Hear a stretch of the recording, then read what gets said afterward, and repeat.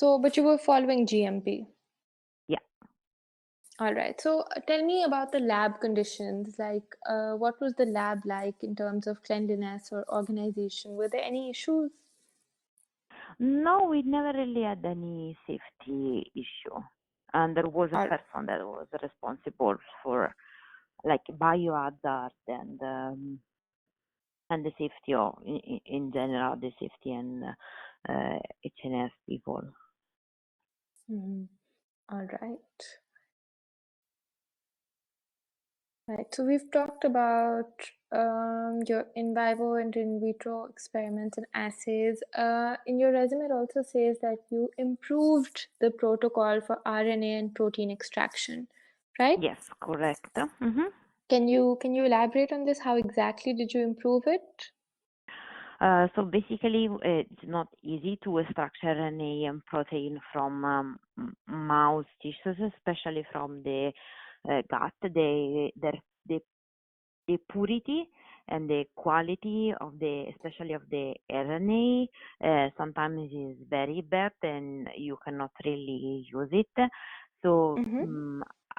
we had a protocol, but we were not getting very good samples. So I have to switch a little, to adjust a little bit the incubation times and the number of washes that we were doing. So I tested out different conditions and Mm-hmm. then I checked the readout at the end of the process, and until basically until I got a good quality of RNA and protein. And then for the protein, of course, this is something that you check. The RNA is something that you check with a spectrophotometer, and then by running a gel. RNA gel, and then for protein you actually measure their quantity and their quality, and you run the gel and it needs to see the protein, and you can check on low abundance proteins to see if you get a good number or a good band. This means that your quality is good. Mm-hmm. All right. And since you mentioned that you for proteins especially you measure the quantity and quality. So can you tell me how much it improved in terms of numbers? Oh, mm, I think like in terms of number, I don't know, I don't remember. I think it's so specific, yeah. Um, but I can tell you that um, we were able to always detect the autophagy. I've been also working with autophagy, and some of the autophagy markers are very tough to see in a gel. And Mm-hmm. with these improved methods, I was able to get very good bands by Western blot. For these markers. So basically, let's say I improved the quality of the bands that I was able to get, but as a Mm-hmm. quantity, I don't remember. All right, perfect. Would you be able to get these numbers later after the call, perhaps? Would you be able to check? mm, no, no, not really. That's all right. That's all right. Okay, so anything else that you were measuring here, like the quality or the time taken for a procedure or anything like that? Um, no, I mean, time-wise, it was taking. I think it was taking. It was a little bit longer, but the Mm-hmm. quality, it was, especially for the RNA, it was way better. The osmosis samples are very precious. Basically, I mean, you have to repeat the whole experiment to get the sample again, Mm-hmm. and you have to sacrifice another mouse. So, uh, I mean, it's better to spend, let's say, half an hour more on something, but then get a clean sample, then uh, save half an hour, but then have to repeat the whole experiment again. Yeah, yeah, that sounds better. All right. So, right, let's see. here since 4 years, right? So throughout, have you been working on the same? We talked about how you're controlling immune responses and inflammation during those studies that you're doing, right? Mm-hmm. So is it like the same study that has been ongoing for 4 years, or have you been doing different researches? I mean, I was working on different projects more or less at the same time. Mm-hmm. This was actually the latest project I've been working on. I've also been working on B cells and I'm the sorry, new what cells? B cells, the B? B cells, yeah, All right, B cells. Like B for ball, right? yes. Okay, B cells. Sorry. Oh, it's okay. Right. And basically, and lymph nodes and Uh-huh. new like a specific receptor that is called CXCR2, and how this receptor that is primarily known to function on neutrophils is actually very important also on B cells, and how this Mm-hmm. receptor is very important in the formation of Peyer's patches that are the lymph nodes that are on our gastrointestinal tract and are important in response to, especially in response to pathogens such as Salmonella typhimurium, but especially Yersinia pestis and Yersinia pseudotuberculosis. So in this case, it was more an immunological project where I was and I did this in collaboration with other people that were more doing the histological studies. Mm-hmm. But I was studying the function of this receptor on this subpopulation of the immune cells. Mm-hmm. All right. So I want to talk a little bit more about this C3 that you mentioned. So this is something that you discovered, correct?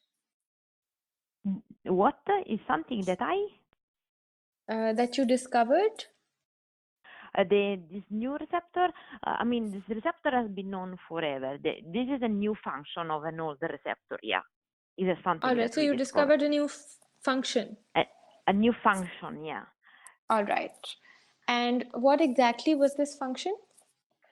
Um, this function is as I said, is important for the migration and the recruitment of the B cells Mm-hmm. in the intestinal tract.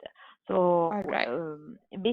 I mean, mice that don't have if this receptor is not expressed on the B cells, the Peyer's patches don't get formed, and Mm-hmm. these mice have problem in controlling their microbiota, so they are always very inflamed in the gut. Mm-hmm. So they have a kind of inflammatory bowel disease, but it's due to the lack of these lymph nodes. In this case, it's a kind of genetic defect, and Mm-hmm. is All right. due to the immune system.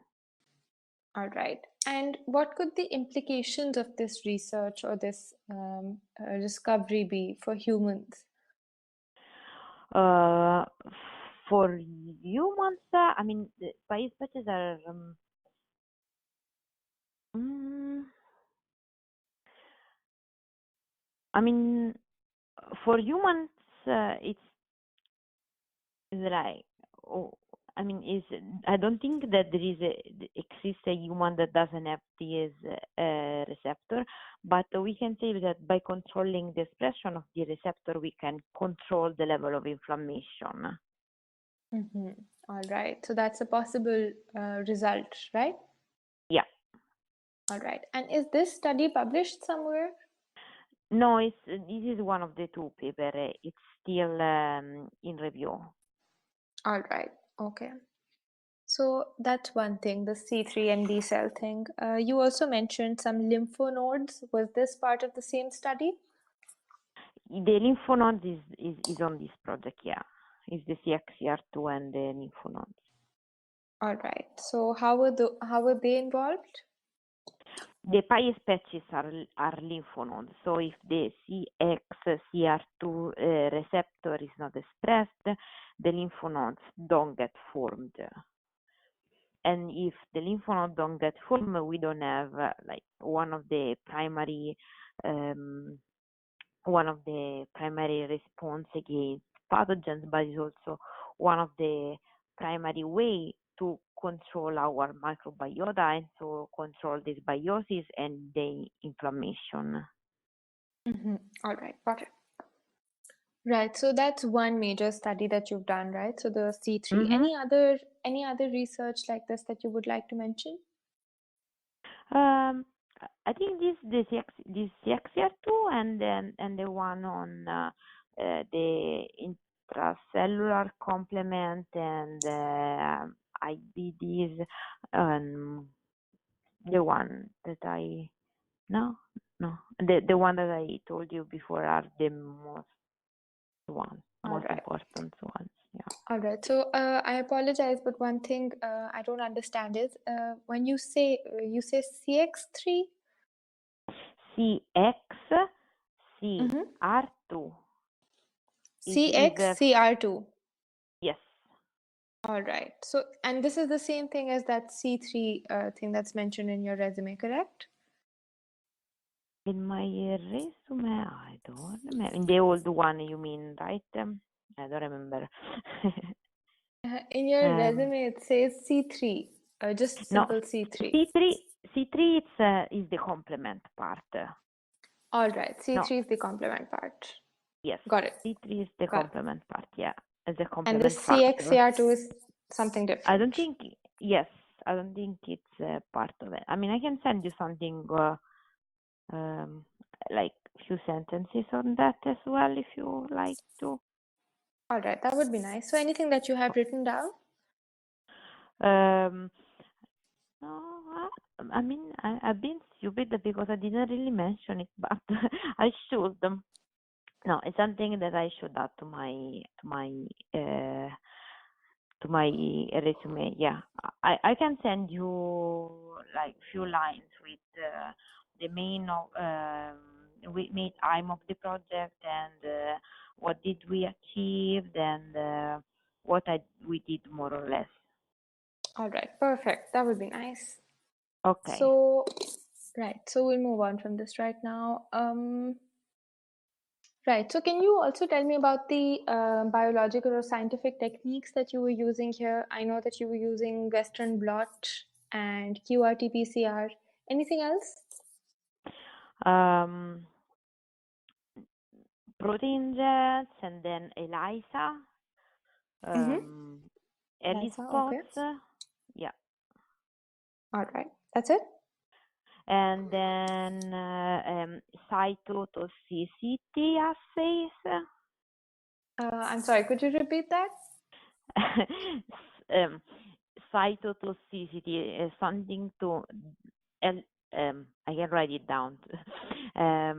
Something to measure the production of LDH, that is a cytotoxic component that is produced by the macrophages.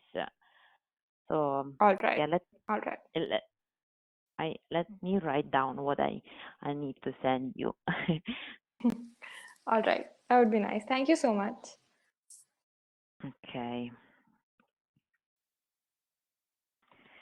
And then also something that is called Grace assay, that is also used to measure the production of oxygen reactive species. That is another biomarker, let's say. These are all assays that are used to measure biomarkers. All right. All right. So, and you did you develop any maybe world-class antibodies or innovative biomarker immunoassays or reagents, anything like that? No. No. All right. No worries. Right. So, also one other thing that we didn't talk about is were you were you keeping written records of the work that you did? Any technical writing over here? Yes, we were keeping lab notebook that were updated daily or at least weekly, but we were keeping record of everything. All right, perfect. And did you improve this process in any way? The keeping the track. I mean, for me, it was kind of easy because coming from industry, I was used to lab notebook, and to me, it was like on Friday you have to spend half half of your day just writing lab notebook in a nice way. And we were also keeping record, besides the jam-free room, we were also keeping record of all the mice that we have been using and the mice that were breeding, so that we could keep updated the people from the vivarium. So each of us was responsible for I was responsible, let's say, for 1, 2, 3, 4, 5 mouse colonies, and I was keeping track of each single mouse and setting up breeding pairs, but also like how many mice were born and how many mice were euthanized or were used for experiments, stuff like that. All right, got it, perfect. So any other improvements or accomplishments that you can think of for this role?